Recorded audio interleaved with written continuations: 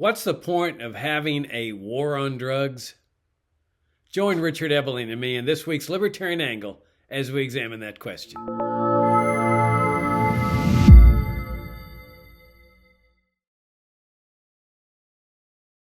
Hi, I'm Jacob Hornberger, president of the Future Freedom Foundation, and this is this week's Libertarian Angle, the show that brings you the principled, uncompromising case for the libertarian philosophy. I'm joined, as I am most of the time, by my co-host Richard Ebeling, professor of economics at the Citadel. Richard, good to see you again. Good to be with you and our viewers and listeners. Yeah, thanks for tuning in. If you're new to this show, come and visit us at fff.org for around 33 years of principled arguments on just about every libertarian issue there is. And so, Richard, I thought it was time to revisit the war on drugs.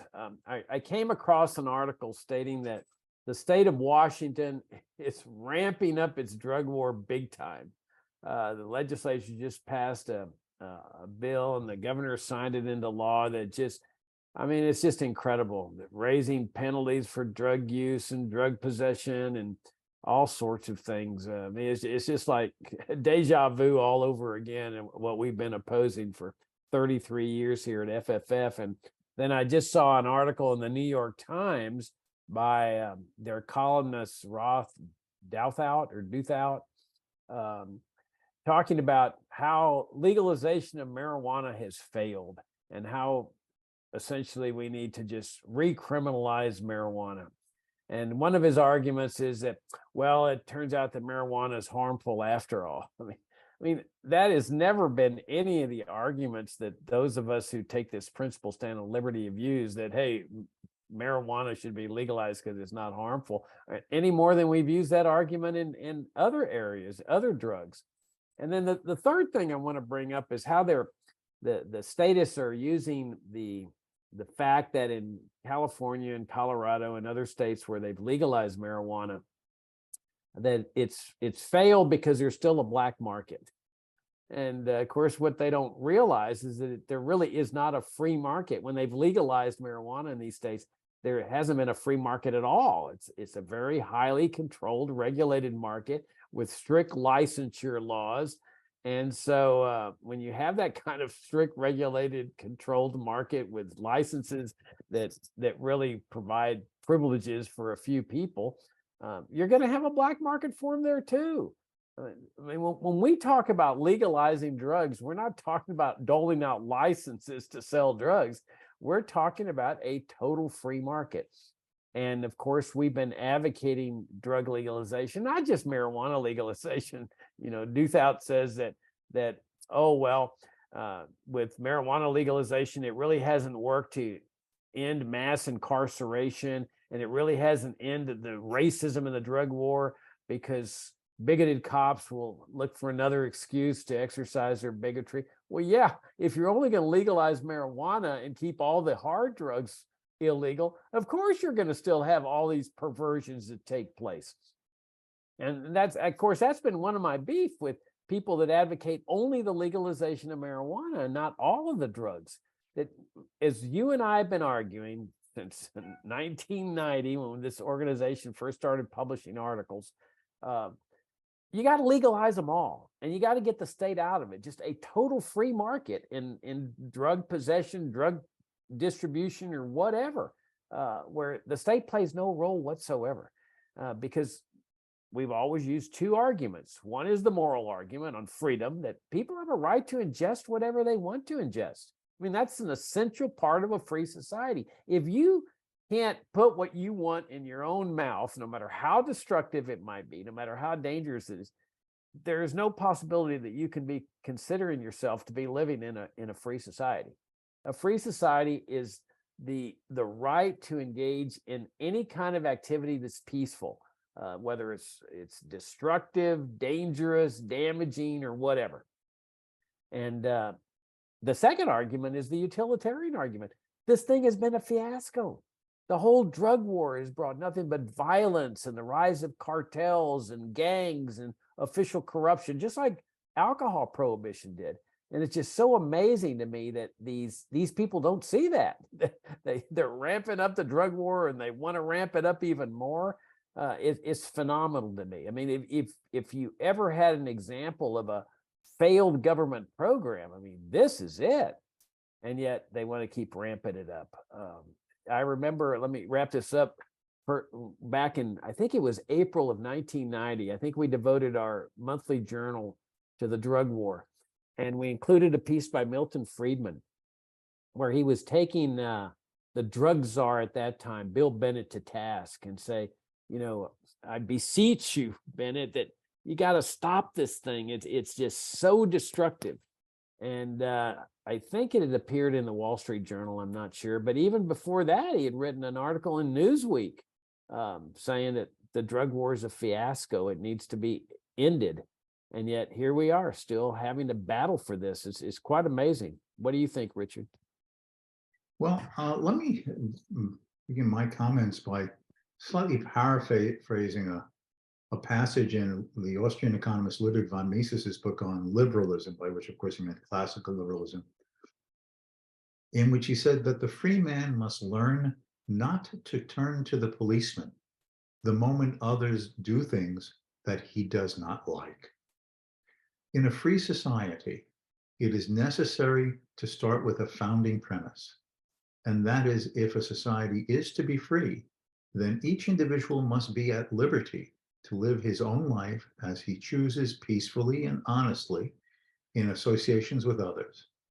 Otherwise, the society is constantly open to the infringements, the interventions, the intrusions, the barriers, the prohibitions, the demands of others who paternalistically presume to know what is better for them than they themselves. Otherwise, we do not have a free society. If you say that drugs are bad for people, well, what is worse than something that is bad for your body? Well, if you're religious, is it not dangerous for something that can affect your soul? Then why shouldn't government paternalistically decide what religions are to be practiced, what their content are to be? Regulatory agencies scouring over the content of religious documents or sacred texts to determine whether it is really healthy and fit for people to be allowed to read these things and practice those faiths and follow these rules of the ethics of their religion. Once you start down this path, the logic is that then very little is left of the individual that is free in his own decision making. So the starting point is that we either believe in a free society or we don't. Now, does that not mean that many in our society follow courses of action that we not merely just disapprove of, but we think are self-destructive, harmful to them themselves? But in a society of free individuals, the only ethical and moral, and I would argue in the long run effective way to influence and hopefully change the conduct of others is reason, persuasion, and the example of our own life. When you force someone to do something which they don't want to do, it creates resentment, animosity, resistance, and ways to get around it.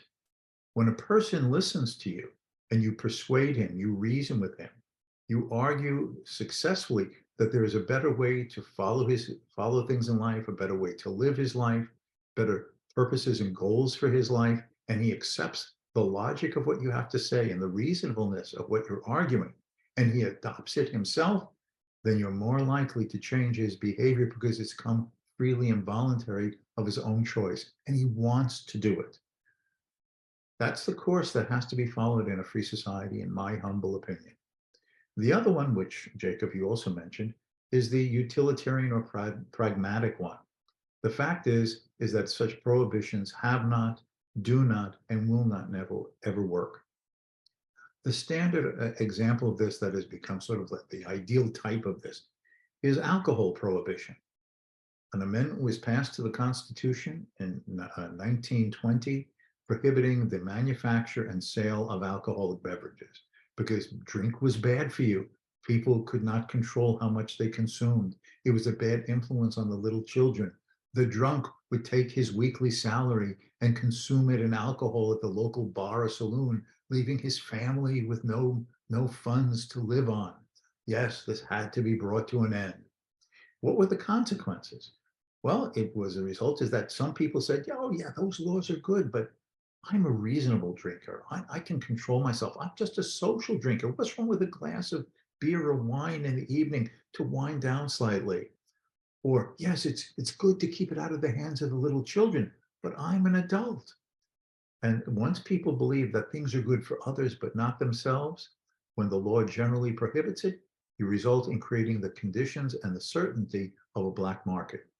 Because if something is wanted and the price that those who want it is high enough that it will cover the costs of bringing it to market, including a black market, and that includes the extra cost of bribing policemen, uh, incriminating a judge, um, having gangsters to wipe out the illegal market competition, as long as the price is high enough to cover all of those costs of production, it will be brought there and a black market will exist. And it will bring all of the negative consequences that black markets always do. On the demand side, it creates a sense of hypocrisy and disregard for the law, because now you're saying there are good laws and the bad laws don't apply to me. And if there are some laws that you think you could get away with breaking because you don't think they're reasonable, then what happens when people spill that over to the laws that would be fair and reasonable in a just society, like thou shalt not kill, thou shalt not steal, thou shalt not bear false witness. That is fraud and deception. It easily becomes spread. And that's a theme, by the way, that was emphasized a long time ago by the French classical liberal economist of the 19th century, Frederick Bastiat. The other thing on the supply side, it brings out the worst in people. Who are going to be the suppliers in a black market? Those who have a disregard for the law and are willing to use violent means, if necessary, to earn the profits that they hope to through these illegal avenues. They're going to be the smugglers, the manufacturers, the distributors, the gangster bosses. And that brings violence to the streets. It brings corruption to the police force, a tainting through bribery and blackmail to judges and attorneys working for the state. The growing hypocrisy of defense lawyers who know that they're defending a criminal, but they're in the real sense. This is Al Capone. We know what he does, but he does it anyway. Even though he could walk away and say, well, even I believe everyone needs, their day in court. There's some people I prefer not to defend because he doesn't have to accept it. But you corrupt people in these ways. And finally, it just brings about social harm and disintegration and unsafety in the society as a whole. People learned the reality of this in what? The ending of prohibition through another amendment to the Constitution, which came in effect in early 1933, ending a disastrous experiment in prohibition of something that lasted 13 years. But seemingly, we've not learned these lessons in the case of a war on drugs. Has it stopped drug use? No. Has it stopped drug supply? No. Has it reduced crime and violence on the streets? No. Has it ended corruption and disregard for the law? No. It has had all the similar consequences as the earlier version of it through alcohol prohibition. There's only one answer to this, and that is to eliminate these laws completely, repeal them, abolish them. Once you do that, you take out all of these negative consequentialist effects. For example, once alcohol became legal again, there was no black market speakeasies. There was no gangster violence on the streets to sell alcohol because you just went into your local bar or your liquor store to buy it. You immediately ended the hypocrisy and the disregard for proper law in the society. And that has not been learned in the case of drug use. And until we eliminate all of these laws and return to the principle of an individual having the liberty of deciding what to ingest in his own body, even when we may think it is undesirable or harmful to him or a bad example to others, and choose to follow the righteous path, as I suggested at the beginning, of getting him weaned off these things through reason, persuasion, the example of our own lives, this will just be a continual war that cannot be won. Yeah, you make a lot of good points. Let me amplify on some of them. You brought up that this is a paternalistic system.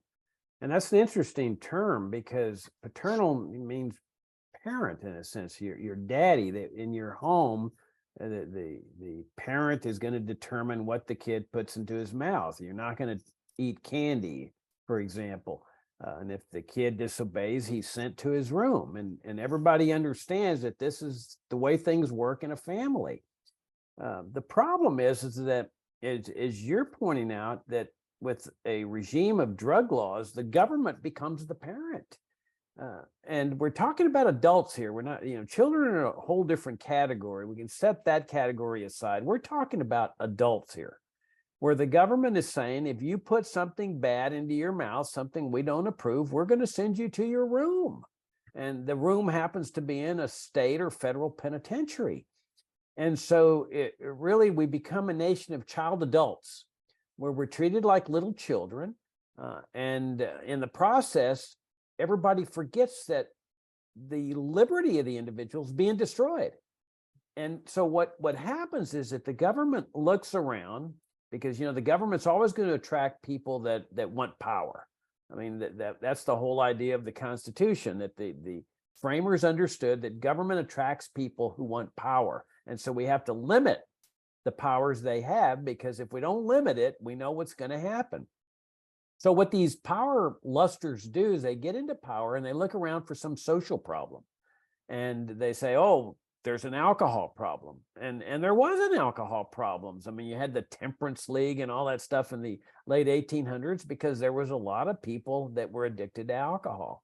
But instead of just leaving it to be handled in the private sector, like through an organization like Alcoholics Anonymous, which is where it should remain, the government seizes the opportunity and says, we'll fix the problem for you. Just surrender your liberty to us, trade your liberty to us. We'll bring you security from alcohol addiction. And so, of course, they didn't do that. You talked about the illegal possession of alcohol, the speakeasies, and people who wanted booze would get it. Oftentimes just it was being produced back in the backwoods, and therefore people were dying from corrupted alcohol, just like they're dying from corrupted drugs today. And you had all the violence, the Al Capones, the gangs, and so forth. So it didn't accomplish anything except bring death and destruction of liberty to America. And then finally people realize that. Okay, so they legalize alcohol, and now the alcohol problem still exists, obviously, but you leave it in the private sector through therapy and rehabilitation, Alcoholics Anonymous, and so forth. It's a social problem, but you don't have government involved in trying to fix it. And so what's amazing to me, Richard, is why so many Americans continue to believe that drugs are any different from alcohol, which is really a drug. I mean, illicit drugs kill far fewer people than alcohol does. And tobacco as well. I mean, tobacco is much more destructive than marijuana or even fentanyl or whatever. It kills many more people. But why is it so difficult? I mean, if you go back and read Milton Friedman's plea back in 1990, it's so eloquent, it's so persuasive.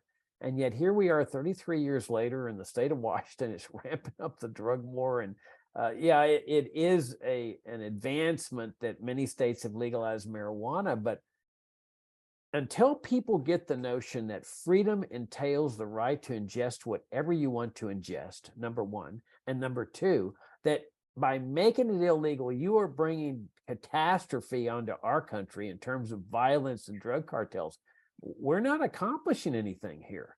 And the extreme example is what they've done to Mexico. I mean, Mexico, they brought the military in to win the war on drugs. And look at the result. I mean, there's over 100,000 people killed in the last, 10 years or so in Mexico because of the drug war.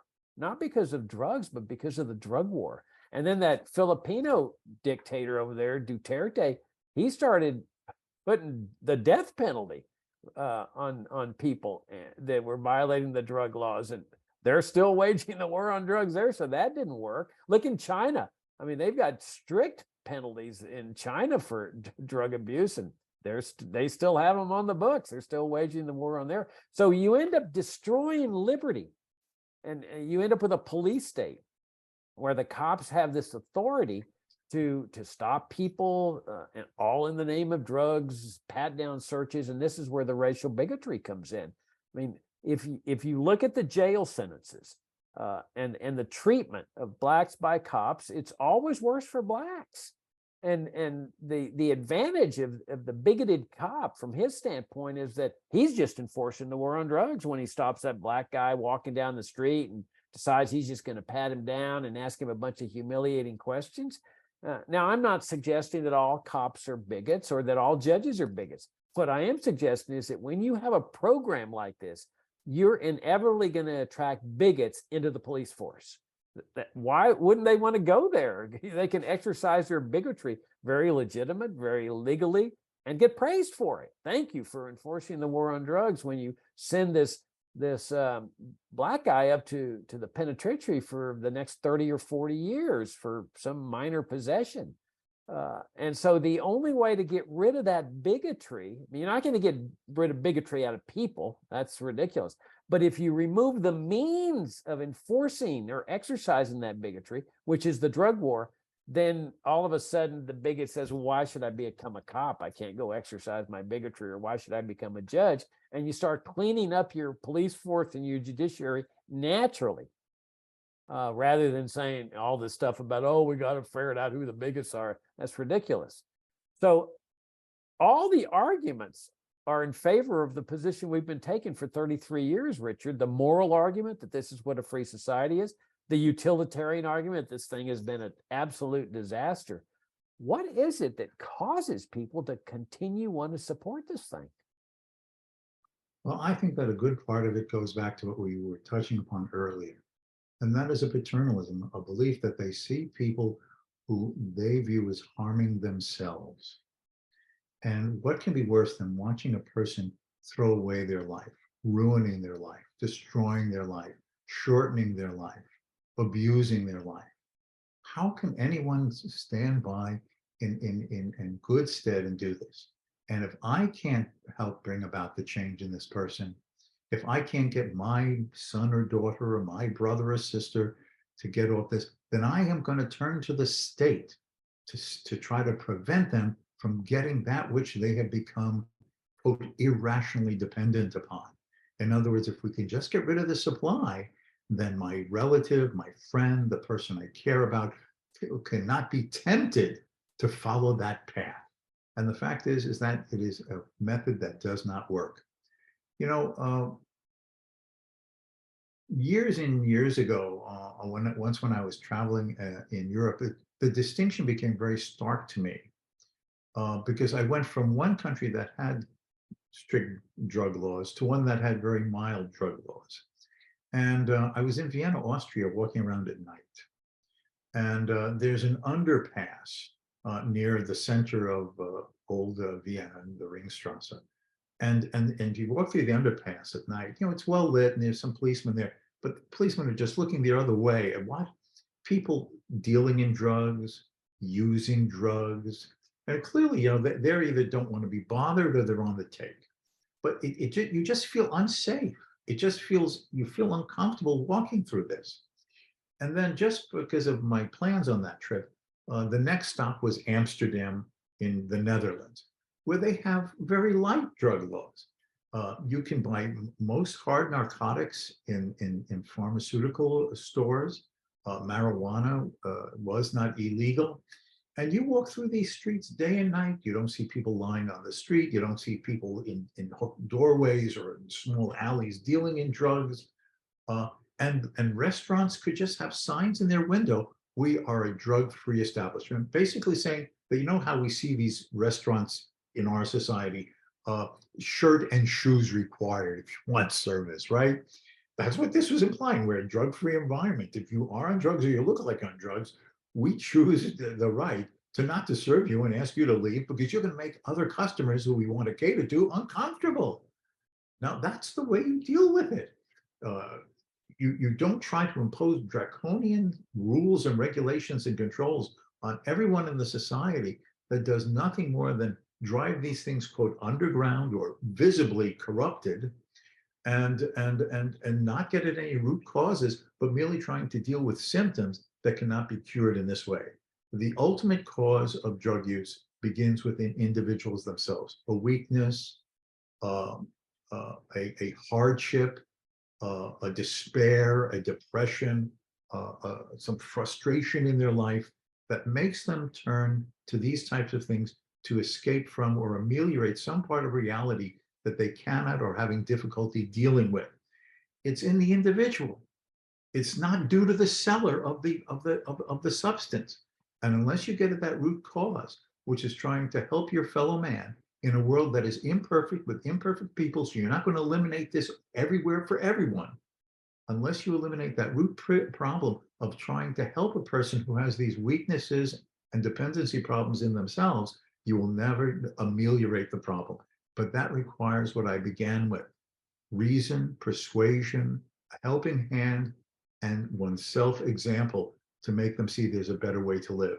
Because at the end of the day, that is how you change people, not by trying to hit them over the head.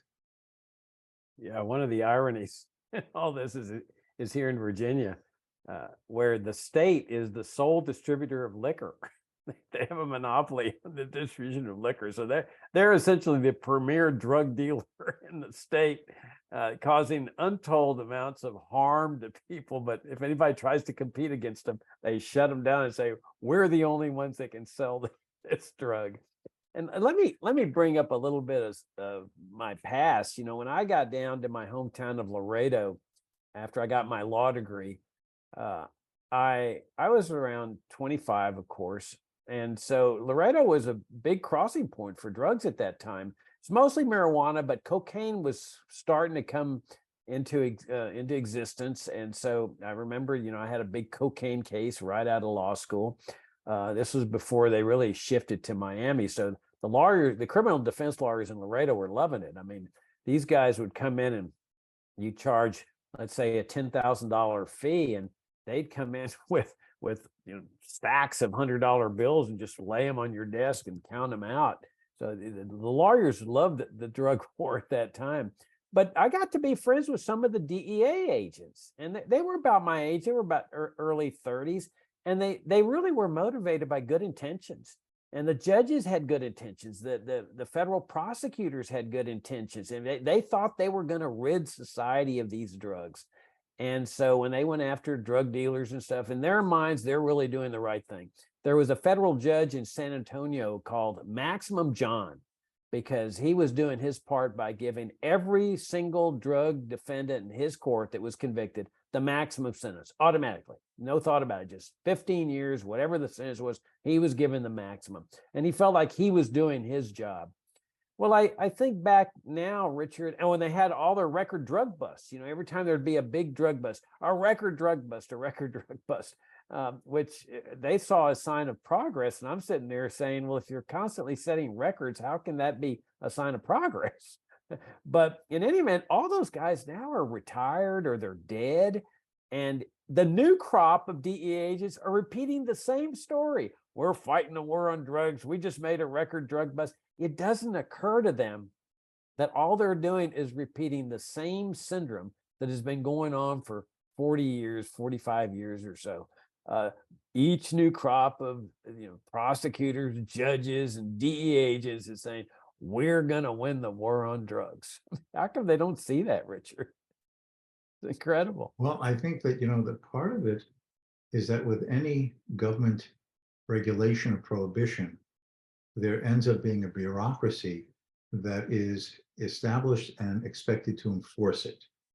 And once you have a bureaucracy that lives off taxpayers' money, they become a self-interested interest group.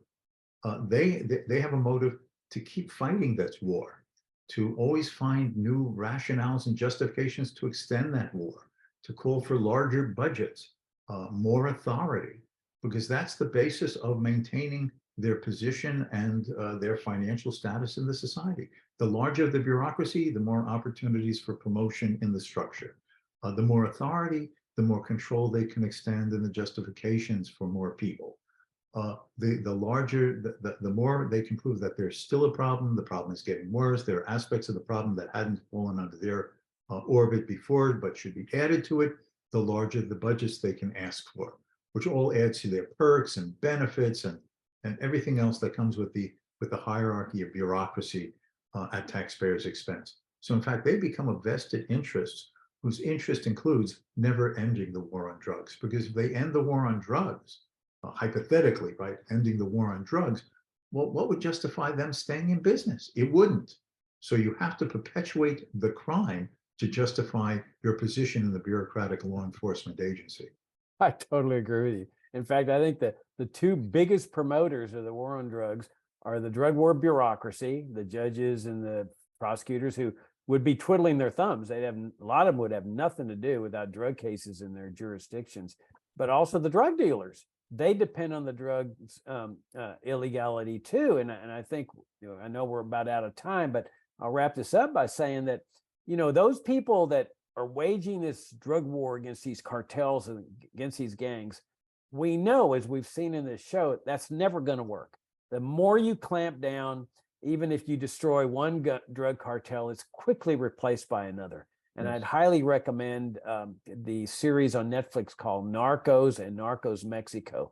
And you'll see that, they knock out Pablo Escobar, for example. He's immediately replaced by 3 or 4 new drug cartels. If you want to get rid of the drug cartels, that's not the way to do it. That builds up the cartels. There's only one way to get rid of the cartels, and that's legalization. And that would happen overnight. Yes. Because the drug cartels and the drug gangs can only survive in a climate of illegality. That's where they shine. That's that they use violence to knock out competitors and so forth. You don't see pharmacies killing their competitors.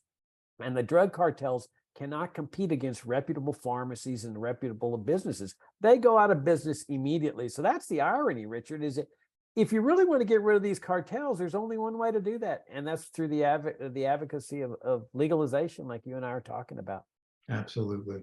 All right. We're out of time. Thank you, Richard. Enjoyed the conversation as always. And thank you all for tuning in. And if you want to know more about FFF, come and visit us at fff.org. Subscribe to our FFF Daily, which we've strived to make the best libertarian commentary page on the internet for about 20 years or so. Got a great monthly journal called Future of Freedom. And come and visit us on Facebook and YouTube and Twitter. And Richard, I look forward to talking to you next week. Until next time.